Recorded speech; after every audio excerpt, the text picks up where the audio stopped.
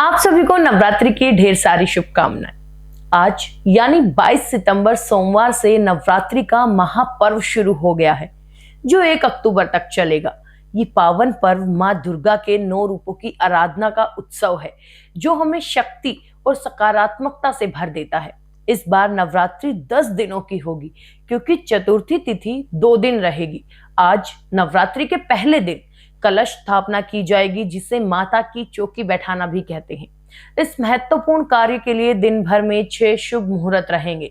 पौराणिक कथाओं के अनुसार रामायण काल में भी भगवान श्री राम ने रावण पर विजय पाने के लिए 9 दिनों तक मां दुर्गा की पूजा की थी। नारद मुनि के कहने पर श्री राम ने किष्किंधा पर्वत पर वेदी बनाकर कलश और देवी यंत्र में देवी की प्रतिष्ठा की। उन्होंने पूरे 9 दिनों तक उपवास किया और हर दिन 3 समय पूजा की। महाअष्टमी की रात में देवी प्रकट हुई और उन्होंने श्री राम को रावण पर विजय का आशीर्वाद दिया। इस तरह नवरात्रि सिर्फ एक धार्मिक पर्व नहीं, बल्कि बुराई पर अच्छाई की जीत का प्रतीक भी है। नवरात्रि का एक गहरा वैज्ञानिक महत्व भी है। ये 2 मौसमों के बीच का समय यानी संधि काल होता है। इस दौरान ऊर्जा के उतार चढ़ाव का सीधा असर हमारे शरीर और मन पर पड़ता है। मन नकारात्मक ऊर्जा से संघर्ष करता है और शरीर में वात, कफ और पित्त का संतुलन बिगड़ने से रोग प्रतिरोधक क्षमता घटती है।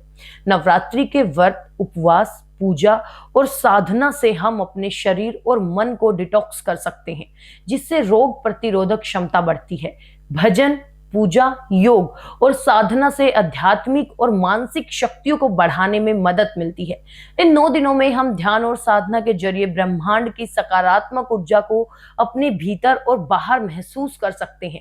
ये ऊर्जा हमारे शरीर के सभी चक्रों के माध्यम से प्रवेश करती है और 9वें दिन अपने शिखर पर पहुंच जाती है, जब हम मां सिद्धिदात्री की आराधना करते हैं। इन 9 दिनों में हमारे मन व शरीर में नई ऊर्जा का संचार होता है।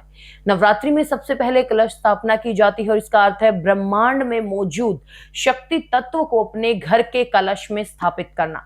ये एक ऐसा कार्य है जो हमारे घर से नकारात्मक ऊर्जा को खत्म कर देता है और शांति लाता है। कलश को सुख और समृद्धि देने वाला माना गया है। घर में रखा कलश माहौल को भक्ति में बनाता है और पूजा में एकाग्रता बढ़ाने में मदद करता है। इसके अलावा कलश को भगवान गणेश का रूप भी माना जाता है, जिसमें काम काज में आ रही रुकावटें दूर होती हैं। व्रत करते समय कुछ बातों का ध्यान रखना बहुत जरूरी है। कामकाजी लोगों को अपनी दिनचर्या और सेहत का ध्यान रखते हुए व्रत करना चाहिए। स्थानीय परंपराओं का भी ध्यान रखा जाना चाहिए। अगर आप कोई दवा ले रहे हैं तो उसे समय पर ले और पर्याप्त मात्रा में पानी पीते रहें।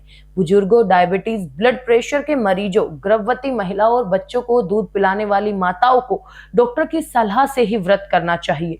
नवरात्रि का ये पावन पर्व हम सभी के जीवन में सुख, शांति और समृद्धि लेकर आए। आप सभी को नवरात्रि की फिर से हार्दिक शुभकामनाएं।